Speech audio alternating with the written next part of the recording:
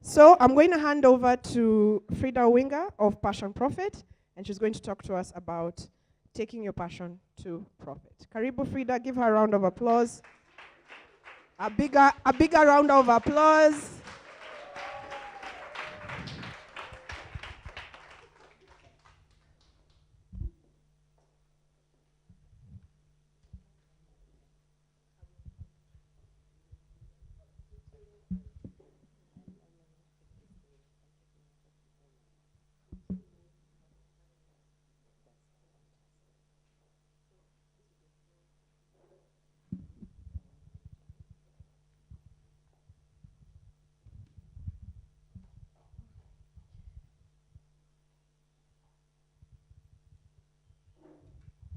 Good morning. How are you all doing? Thank you for keeping time. It's a speaker's dream that the participants keep time because normally we come and then we're told we're waiting, and then eventually we are rushed into it. So we don't take it for granted. Thank you so much for coming. And thank you, Nekesa, for inviting me and the iHub team that is organizing this. My name is Frida Owinga. I'll speak to you a little bit about turning your passion into profit. My company's name is PassionProfit, so that should tell you that it's something that I'm very passionate about. And passion, I've had many things around passion. People ask me, how did I start doing what I do? And the interesting thing is that I bumped into my passion. It's not something I set out to do. I was just going about my daily work, and I slowly soon started discovering that actually this is what I think God wants me to do. And I share that to let you know that it's a process. It's not something that, it's not perfect. It's not something that you have to sit and know before you start. It's something that when you get clues, you start acting on it, you build it, and then you keep learning as you go. So the key thing you need to know is that it's a process. Can your passion turn into profit? I often say yes, but it depends on a number of things that I will share with you in the time that I'll be speaking. So the first thing you need to know is that it is a process. I think that's the biggest thing you need to know. And then it's not always something you enjoy, because I also find people get hung up with, it has to be something that I enjoy. And sometimes it's something that you will enjoy along the way. If you had told me right from the onset that speaking was going to be something I enjoyed to do and that is going to be my main earner of cash, I'd have crawled under the bed and died. I did not enjoy speaking in front of people. Even though when I'm told as far back as when I was in Standard 3, which is really, really long time ago, some of you probably were not even born. I used to speak, and I won an award for my primary school. I don't even know if that primary school still exists. It was called Racecourse Primary School. It's somewhere in Juja Road, if Juja Road, I think, if Juja Road still exists. But yeah, so I won an award. And then after that, I was shy, and I completely did not want to stand in front of people. But as I grew up and started paying attention to the things I enjoy, I discovered that it involves speaking. And what I really enjoyed was watching my mom do her business. And I always, like when you ask little girls, what do you want to be when you grow up? For me, it was always to be a big businesswoman. Because my mom did business, but I thought her business was a small business. I just thought if I could do more of what she does, I'd have more money and I'd be happier. Because I just felt that we needed to have more money around our household.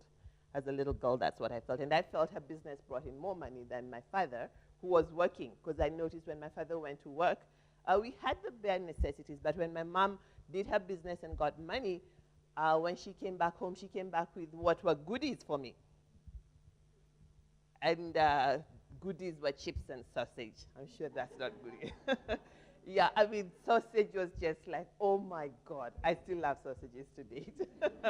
Yeah, and we were a family of 8, and those days, Farmer's Choice sausage was 6 in a pack, and we were 8, so you can imagine. And to make matters worse, my mom would give my father 2. So that leaves us with how many? How many sausages are left? Those who know math. 4. And I'm like, does this woman know how to count? So that means a half a sausage would end up on my plate. And I'd be like, this guy is all grown. I'm the last one in my family. Why does he get 2? I'm the one who's still growing up.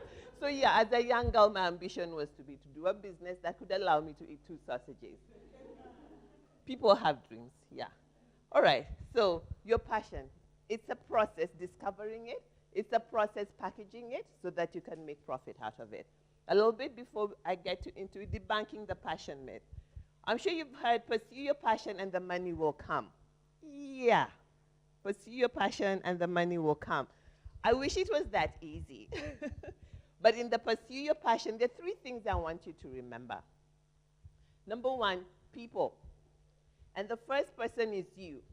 Be comfortable with what you think is your passion. And also be realistic about it. I often make fun that I have 2 passions. I sing and I speak. And I love singing. But to date, no one has called me to sing. No one. No one has ever. I've never received an inbox in my Facebook saying, Frida, we'd like you to come and sing at this wedding or at this church. Or no. But it's something I love to do. It's my passion. I love to praise and worship. I don't even sing in the choir. I'm a pastor. I can get away with singing and telling people in church, just listen to the words, don't pay attention to the tune. Anybody who does that should be thrown out of the church. But yeah, so yeah, you get the point. Don't get so caught up with what you love that you don't pay attention to the way others love it or respond to it. Then the money would follow. People pay you for what they also love and what they need. Okay, so number 1, people, you have to be cognizant that is your passion solving a problem? Yes, you love it, but is it solving a problem? So oftentimes, things that irritate you are also a clue to what your passion is. I cannot stand businesses that are not run well. I cannot stand mediocrity. I cannot stand excuses. And maybe that's why God packaged me to help people run businesses that are thriving, businesses that are run well. I hate mediocrity. I hate excuses. I don't care what excuse it is. Traffic, I hate them. So the business people I work with them to make sure that they deliver results and not excuses. Okay? So people who need that service, who is willing to pay for it? Are there enough of those people to pay for it? Before you decide that that is your passion, that will turn into profit. Because if there are not enough people who are going to pay for it and you quit your day job to do that, my friend, you're going to sleep hungry. And the auctioneers are going to come after you.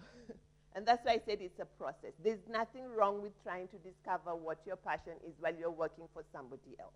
Working for somebody else is fantastic. You get a lot of experience without paying for it. You get a lot of experience while being paid. You get a lot of learning while being paid instead of going to school. So don't look down on working for somebody else. Yes, you want to be your boss. My favorite book, the Bible says, when you're faithful to another man, then if you're not faithful to another man, God will not give you your own. So there's a principle about working for other people. It sharpens your skills. It gets you competence. It gets you networks. It gets you the experience you need while you're getting paid. How cool is that? I think it's cool. So there's this notion that if you're working for somebody, you are lesser than the person that is having their own business.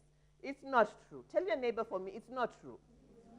It's a media notion that will make you sleep hungry. So don't listen to the media. There are seasons in life that you might have a season where you need to work for someone. The years I worked for other people have shaped me to become who I am today. If I didn't have those experiences, and some of them were horrible, I don't know if I'd be standing in front of you today. So value working for other people. Just acknowledge it's a season, I'm moving forward. Do the best you can in those spaces. Build your networks, get your experience, be faithful. So number 1, people. You will need people who will buy the product. You will need people who will work with you on the product. Kenyans, we are afraid of people copying our product. True or false? Yeah, so I don't know how many, I know you have a fantastic idea.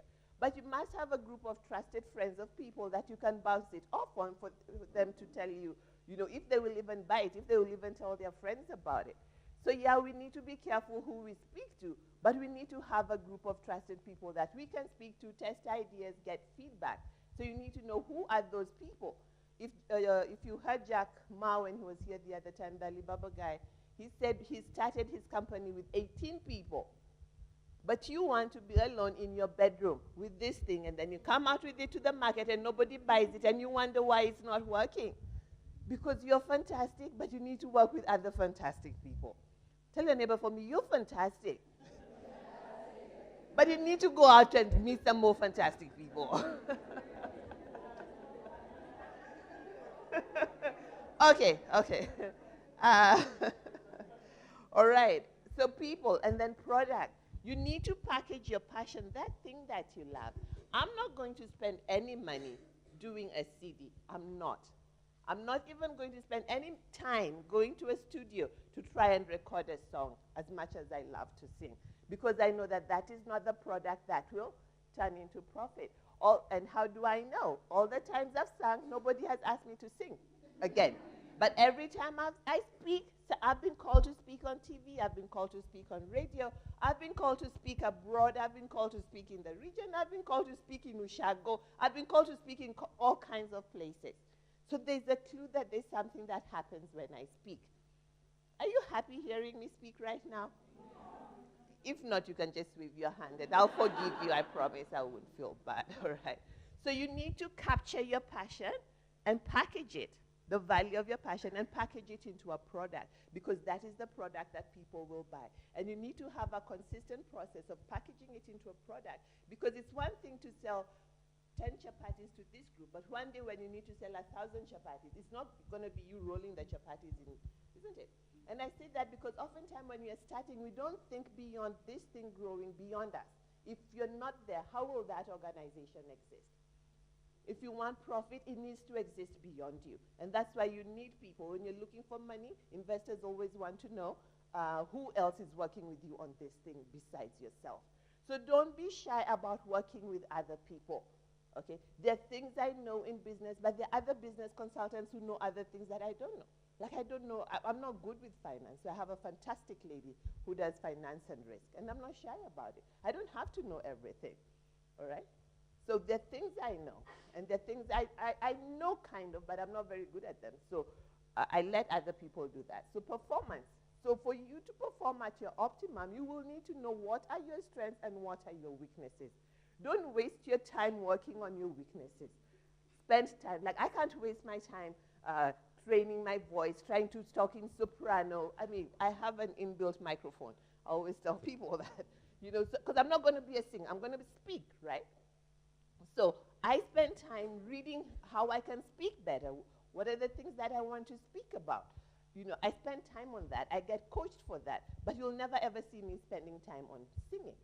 So invest in your passion. Sharpen it. Be the best you can be in it. Don't worry about what other people are doing. Stop copying other people. We want you to shine because it is your star that we are waiting for. Don't try to be like somebody else. Figure out who are you, what do you enjoy doing? Even if it is just that speaking, be the best speaker. Even if it is just making chapati, make the best round chapatis. Don't make maps of Africa. Make the best chapatis that can peel. I love chapatis. I'm always talking about them. You get what I mean? So don't start feeling, okay, so-and-so makes samosas. I also want to make samosas. Maybe you're called to make chapatis. And I'm using very simple examples because life is that simple. Turning your passion into profit is that simple. Don't complicate it, okay? And then, so your performance will determine the profit you make. How you work, how consistent you are, how you deliver. Remember, you're paid for results, not excuses. No matter how good your excuse is, nobody will ever write you a check when you deliver an excuse and not a product. So pay attention to the clues. How do you pay attention to the clues? There are things that you do that your friends, your family, keep asking you to do them over and over again. And because they come so simple to you, you think that you can also do it. Come, I'll teach you how to do it. No, that's a sign that there's something they have seen in you. So how do you continue sharpening that? So pay attention to clues. They're around you all the time.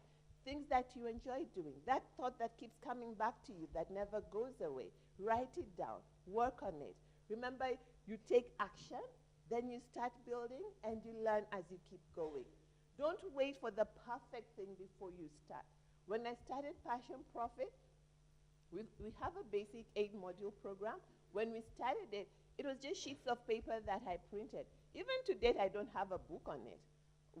I keep updating it, and we print it and put it in a folder. So if you're caught up that it has to, if I was caught up that it has to be in a book like this, like or the other, I'm going to spend more money and I won't get it out. Okay. So start where you're at with what you have. Take action, build it, and keep learning. Learn from the mistakes you've made. We keep changing it, not because it was wrong, but because the business environment is so dynamic, it keeps changing. So pay attention to clues and take action. Take action now. Don't take action tomorrow. The first time I stood in front of people in Kenya, in Nairobi, to talk about turning your passion into profit, I had just returned from the US and I wasn't even sure if people would come. But people showed up, you know. So, and then be grateful for the little that happens. Don't say, oh, I wish the room was full. If 2 people showed up, it's better than none, okay? So finally, getting paid, just the 3 things. What are you deeply passionate about? That will become your product, okay? And that is what you capture the value and package it into a product or a service. What drives your economic engine? That thing that you do that people are asking for and are willing to pay you for. When people ask me to speak, they often start this way. Whether it's on Facebook or they call me, whatever, say, is this Frida? I got your name from XYZ, and we have this event, and we're wondering if you can come and speak. And I'd say, yeah, why are you wondering? We are not sure if we'll be able to afford you. That's the best sound I hear.